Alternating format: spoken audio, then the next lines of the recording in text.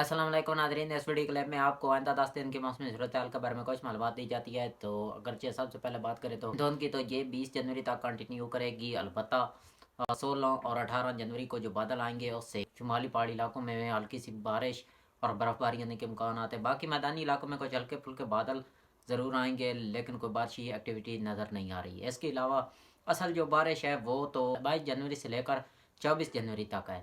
تو 22 جنوری کو جن علاقوں میں بارش ہوگی ان میں کوئٹہ سے لے کر پشاور تک اچھی بارش ہوگی۔ اس کے علاوہ بلوچستان میں بھی بارش ہونے کے امکانات ہیں 22 جنوری کو۔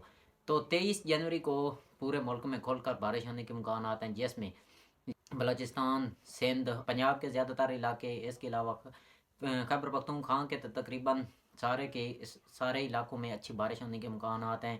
پٹھوار اور تھال کے علاقوں میں بھی اچھی بارش ہونے کے امکانات ہیں 23 جنوری کو۔ اس کے علاوہ اس بارشی سپیل کے بعد شدید کہرا پڑنے کے امکانات ہیں، جس سے فصلیں بھی متاثر ہو سکتی ہیں۔ سردی کی ایک اور لہر ہے وہ اس بارشی سپیل کے بعد آئے گی۔